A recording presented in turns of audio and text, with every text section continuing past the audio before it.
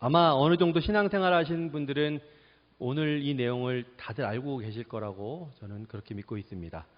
이 본문의 고넬료에게 일어난 사건은요, 사도행전뿐 아니라 성경 전체에서도 굉장히 중요한 내용입니다. 오늘 유대인들의 기준에 의하면 저와 여러분들은 뭐예요? 이방인이에요. 유대인들에 의하면 우리는 이방인입니다. 이방인인 저와 여러분들이 유대인이 아님에도 불구하고 자연스럽게 복음을 받아들이고 하나님을 열심히 찬양할 수 있게 된 것, 그리고 나는 하나님의 자녀야, 누가 뭐래도 나는 하나님의 자녀야 라고 이렇게 말할 수 있게 된 배경을 알 수 있는 그러한 본문입니다. 당시 유대인들에게는요, 복음이 이방인들에게도 허락된 것인지에 대한 확신이 없었어요. 그런 생각 자체가 이들에게는 없었습니다. 당연히 복음은, 그 전에 성경은, 그리고 하나님의 계명은 유대인인 이스라엘 민족 자신들에게만 주어진 것이고 하나님은 자신들만의 하나님이라고 생각하는 것이 당연했기 때문에 그렇습니다. 각 민족과 나라가 자신의 민족신 또는 국가신을 가지고 있는 시기이기 때문에 그래요. 그래서 야훼라고 불리는 하나님은 자신들만의 하나님으로, 자신들만의 신으로 그렇게 인식하는 것이 너무나 당연했습니다. 그러한 내용을 11장 2절로 3절에 잘 기록되어 있는데요. 제가 11장 안 읽었으니까 2절과 3절을 제가 읽어드리겠습니다. 베드로가 예루살렘에 올라갔을 때에 할례자들이 비난하여 이르되 내가 무할례자의 집에 들어가 함께 먹었다 하니, 이게 11장 2절로 3절의 내용이에요. 엄청난 대변역, 엄청난 이 대사건이 일어났는데 그 이야기를 들은 예루살렘의 할례자들은 오히려 베드로에게 칭찬하고 환호하며 기뻐하는 것이 아니라 너 무할례자들과 함께 음식을 먹었다고 우리가 들었어? 뭐 하는 짓이야? 이렇게 지금 비난하고 있는 거예요. 지금 이방인이 복음을 받아들였는데 그를 비난하는 거예요. 베드로를 지금. 이런 내용이 오늘 본문의 내용입니다. 자신들 유대인들 이외의 민족에게 유대인들이 어떠한 마음을 가지고 있었는지를 알 수 있는 거예요. 그런데 오늘 엄청난 사건이 발생한 거고 당연히 사도행전의 저자는 이 내용을 사도행전에서 아주 중요하고 비중 있게 다루고 있습니다. 그 결과로 오늘 본문에서처럼 베드로는 가이사랴에서 있었던 고넬료와의 만남 사건을 예루살렘의 사도들 및 성도들과 나누고 이방인들에게도 구원이 선포되었다고 이야기하면서 이 사도행전의 이야기는 그 다음에 회심한 바울을 등장시키면서 자연스럽게 이방인들을 향한 복음 전파로 이어지게 됩니다. 저는 이 시간을 통해 본문에서 발견한 하나님의 메시지를 몇 가지 여러분들과 함께 나누기 원합니다. 첫 번째로 우리가 오늘 본문을 통해 발견해야 될 것은 뭐냐면요, 하나님께서 일하신다는 거예요. 하나님께서 복음 전파에 대한 열정을 가지고 계신다. 하나님의 자녀로서 또한 우리를 하나님을 위해 산다고 하는 우리 그리스도인들이 오해하기 쉬운 것이 있는데 그게 뭐냐면요, 내가 또 우리가 하나님을 위해서 무엇인가를 한다고 하는 거예요. 우리가 하는 예배, 우리가 좀 전처럼 열심히 불렀던 찬양, 그리고 목 놓아 부르짖는 우리의 기도, 복음전도, 선교와 같은 것들은 물론 하나님께서 기뻐하시는 일들이 분명합니다. 하지만 이러한 일들을요, 인간인 우리가 하나님을 위해서 내가 무언가를 하는 거라고 착각하기가 쉬워요. 그래서 이러한 우리의 열심은 잘못했다가는 주객이 전도되어서 내가 하나님을 위해 일하려고 하니까 하나님 나 좀 도와주세요, 이렇게 되는 경우가 있다라는 거예요. 또한 하나님께서 내가 하려고 하는 일이라면 무조건 도우실 거야 라고 생각하는 거예요. 여러분께 분명히 말씀드리고 싶은 것은요, 우리가 하나님의 일을 하는 것이 아니라 하나님께서 하나님의 일을 하는 거예요. 영혼을 구원하고 싶은 것은요, 선교사인 제가 아니에요. 하나님이에요. 믿지 않는 사람을 구원의 길로 인도하고 싶은 것은 내가 아니라는 거예요. 그 하나님이라는 거예요. 그 하나님은 하나님 자신의 일을 하기 위해서 우리를 포함시켜 주는 거예요. 우리에게 그 일을 너가 이것 좀 해라고 허락하시는 겁니다. 이 일은 결국은 누구의 일이라는 거예요? 하나님의 일이라는 거예요. 그래서 복음 전파에 대한 열정이 나에게 충만할 때 하나님께서 일하는 게 아니에요. 내가 복음 전파에 대한 열망으로 막 충만하니까 나를 통해서 하나님이 일하신다. 그게 아니라 그 복음 전파에 대한 열망을 하나님이 원하시기 때문에 그걸 나에게 주는 거예요. 하나님 자신이 구원을 이루기 위해서 그것을 나를 통해서, 여러분들을 통해서 그 일을 하시는 겁니다. 오늘 본문이 그 가장 대표적인 예예요. 오늘 이 성경 내용의 이 시나리오가 누구의 거예요? 베드로와 고넬료의 만남은 우연히 이루어진 것이 아니죠. 그리고 그 극적인 만남이 이루어지기까지는 아주 치밀하고 정교하게 짜여져 있는 각본대로 이루어집니다. 누가 그렇게 했죠? 하나님께서 고넬료에게 나타나셨어요. 그리고 또 베드로에게 나타나셨어요. 그리고 그들 각자에게 맞는 메시지를 주시면서 하나님께서 계획한 시간과 하나님께서 계획한 장소에서 그들을 만나게 하세요. 그리고 고넬료와 그의 가정을 구원하심으로 하나님께서 마침내 이방인들에게도 구원의 길을 여셨다는 것을 확인시켜 주는 겁니다. 그러면 사도행전 전에는 하나님이 이방인들에게 구원의 길을 안 주셨냐? 그게 아니에요. 그게 아닌데 이들이 못 깨닫고 계속해서 그렇게 살고 있으니까 하나님은 오늘 이 사건을 통해서 이방인들에게도 구원의 길이 열렸다는 것을 알려주시는 겁니다. 그래서 이 엄청난 대사건의 주인공은 바로 하나님입니다. 하나님께서 일하고 계시다는 사실을 기억하시기 바랍니다. 선교지에서뿐만 아니라 우리의 일상에서도 구원의 역사를 이루어가고 계시는 분은 열정이 가득한 한 인간, 하나님의 일을 잘 수행하는 어떠한 사람에 의해서가 아니라 하나님의 계획과 하나님의 때와 하나님이 계획하신 장소에서 하나님께서 원하시는 만큼 일어난다는 사실을 믿으시기 바랍니다. 근데 문제는 명확한 한계를 가진 우리 인간은 하나님의 그 뜻을 알 수가 없잖아요. 그래서 우리가 해야 될 일은 뭐예요?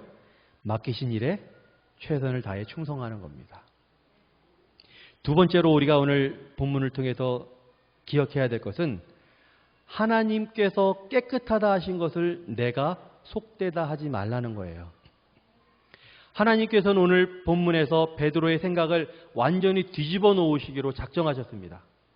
그동안 베드로가 가지고 있는 사상과 지식과 그가 가지고 있는 그의 문화와 그의 가치관까지 하나님은 송두리째 뒤집어 엎는 일을 하십니다. 베드로도 마찬가지로 유대인이에요. 베드로가 예수님의 수제자라고 우리가 알고 있고 베드로가 교회의 터가 되었다고 우리가 알고 있는 그 베드로도 유대인이라는 겁니다. 그는 예수님의 제자로 영광스러운 자리에까지 이르게 됐지만 그의 유대인이라는 문화와 사상은 그렇게 쉽게 바꿀 수 있는 게 아니에요. 그런 그에게 하나님께서는 환상을 통해서 잡아먹어라. 하나님, 내가 그동안 살면서 한 번도 속되거나 더러운 것을 먹어본 적이 없습니다. 거절하니까 또 하나님 또 두 번째 보내서 잡아먹어라. 세 번째 그렇게 하고 나서 드디어 그가 먹게 되죠. 그에게 하나님께서는 환상을 통해서 하나님께서 깨끗하다 하신 것을 내가 속되다 하지 말라고 하는 강력한 메시지를 주십니다. 여러분, 우리 그리스도인들은 어떠한 사람이어야 할까요? 물론 우리의 전통, 교회의 전통은 소중하고 가치 있는 겁니다. 하지만 그 전통이 하나님 위에 있을 수는 없죠. 가끔 교회에서는 별로 중요한 일이 아님에도 불구하고 다투거나 파벌이 나누어지는 장면을 종종 발견하곤 합니다. 그래서 교회가 나누어지는 안타까운 일들도 보게 되죠.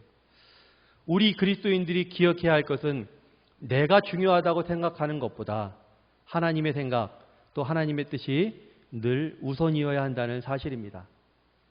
지금 젊은 세대들 뭐라고 부르는지 아시죠? 네? 모르세요? MG라고 그러죠. MG. 네.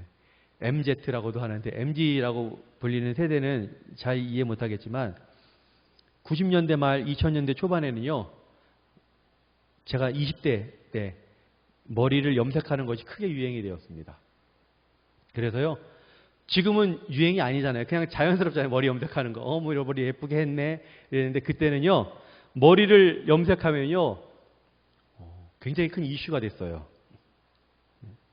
그래서 젊은 사람들이 그때 노랗게, 빨갛게, 다양한 색으로 염색하고 다녔는데 그게 사회에서는 별로 문제가 안 되는 것 같은데 어디에서 문제가 되냐면 교회에서 그게 문제가 됐어요.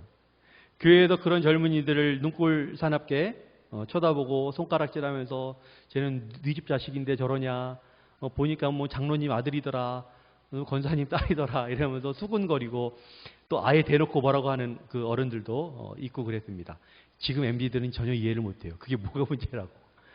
머리 염색할 수도 있지. 그게 뭐가 문제라고. 지금 2025년을 살고 있는 우리는 어때요?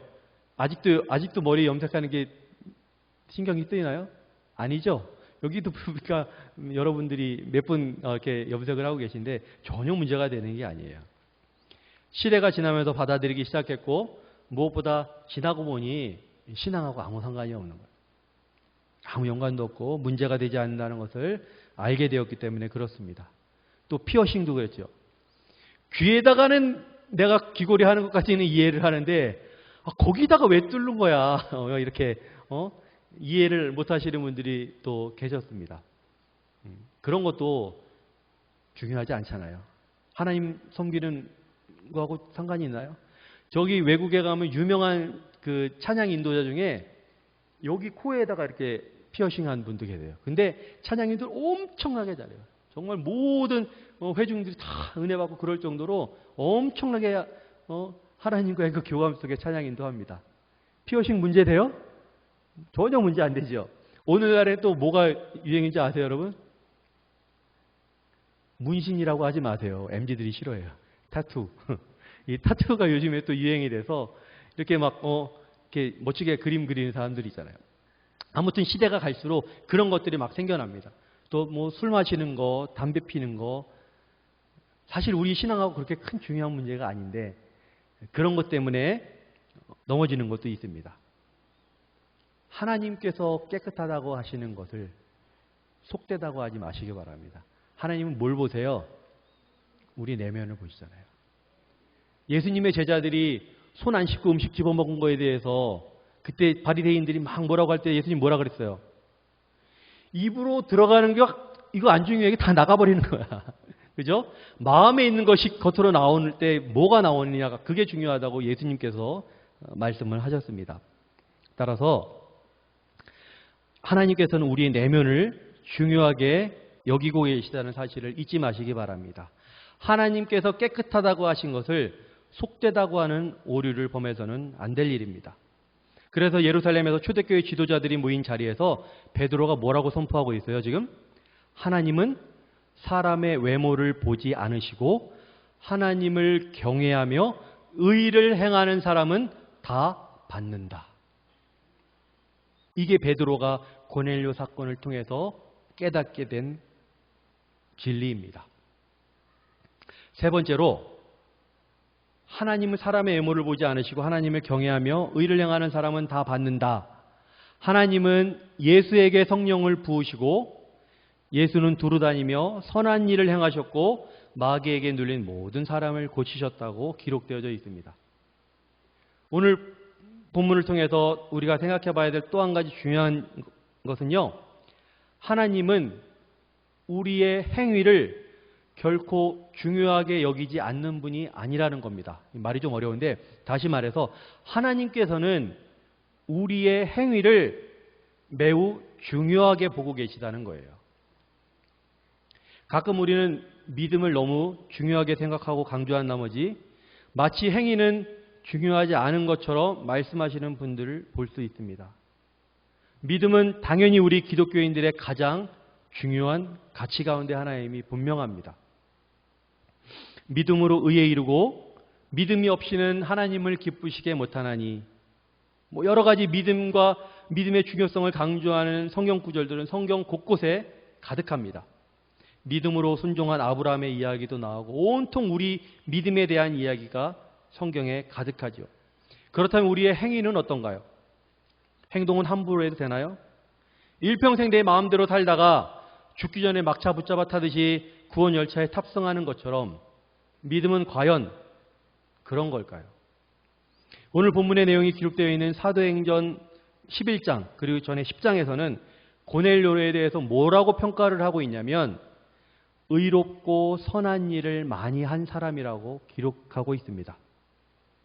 그리고 하나님은 사람의 외모를 보지 않으시고 하나님을 경외하며 의를 행하는 사람은 다 받는다고 말씀하고, 이어서 또 예수님 또한 성령의 충만함을 받은 후 두루 다니면서 선한 일을 행하였고 마귀에게 눌린 사람을 다 고치셨다고 그렇게 말씀하고 있습니다.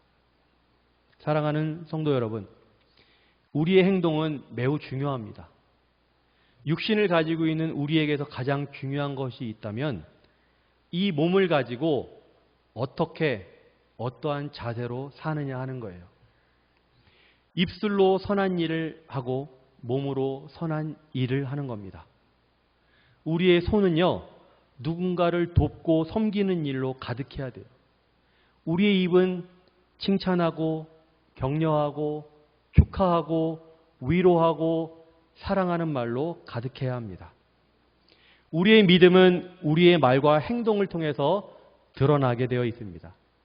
말과 행동이 엉망인 믿음 좋은 사람은 결코 존재하지 않아요. 어찌 보면 그것은 자기 기만입니다. 그런 거 있잖아요. 뭐 친데레, 뭐 겉으로는 이렇게 틱틱거리면서 뭐 속으로 챙겨주는 그런 거. 신앙에는 그런 거 없습니다. 우리의 속의 것이 겉으로 드러나게 되어 있어요. 사랑하는 성도 여러분, 날마다 선한 일을 행하십시오. 주님의 이름으로 권면드립니다. 날마다 선한 일을 이루기 위해서 최선을 다하십시오. 날마다 하나님의 사랑을 몸으로 또 입술로 삶으로 실천하시기를 예수님의 이름으로 축복합니다. 한 가지 더 마지막으로 말씀드리고 싶은 것은요.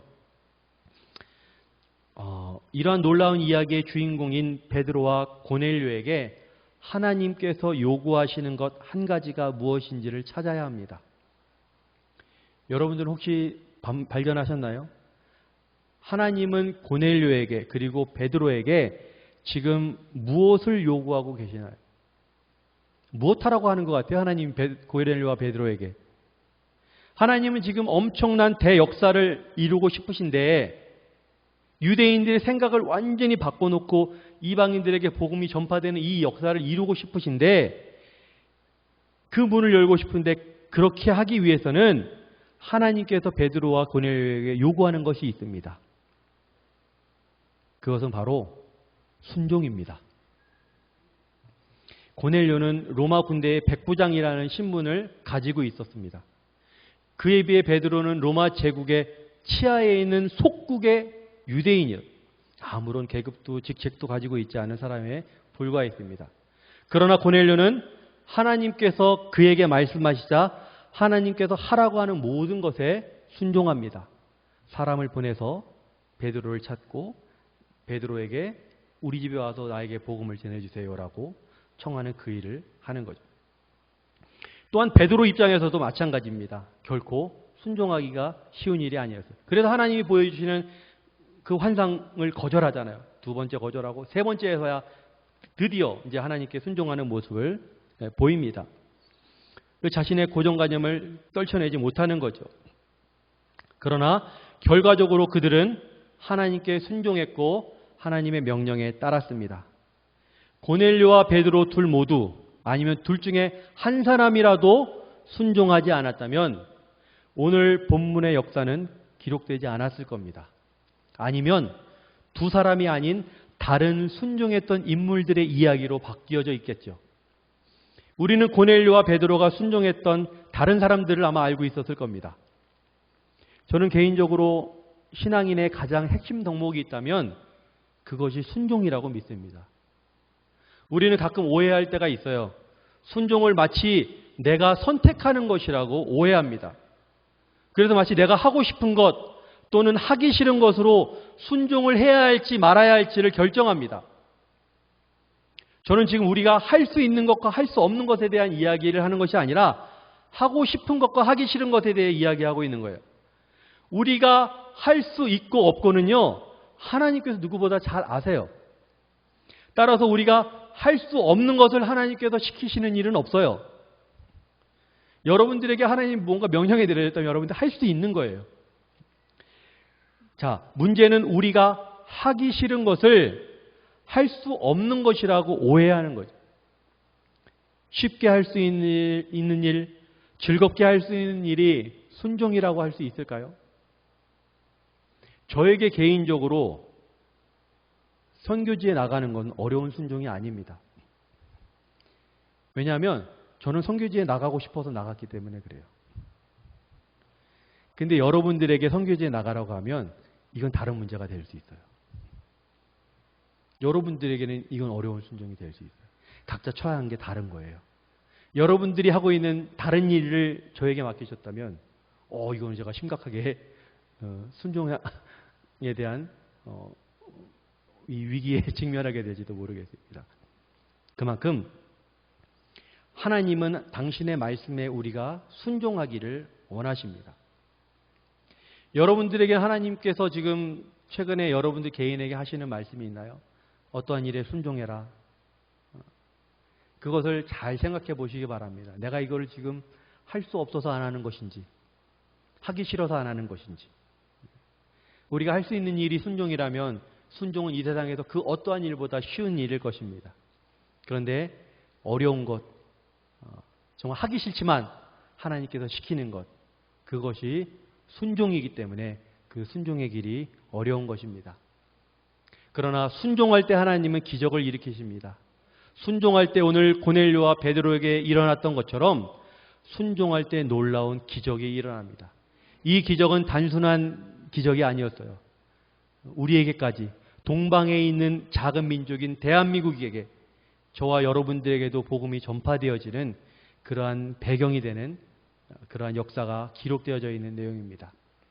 하나님께서 우리 가운데 어떤 일을 맡기실지 모르겠습니다. 그러나 믿음으로 아멘하고 순종하면서 하나님께서 맡기신 일들을 잘 감당하고 또 삶으로써 하나님께 영광된 삶을 살 수 있는 우리 순복음 행성교회 모든 성도님들이 되시기를 예수님의 이름으로 축복합니다. 우리 같이 기도하겠습니다.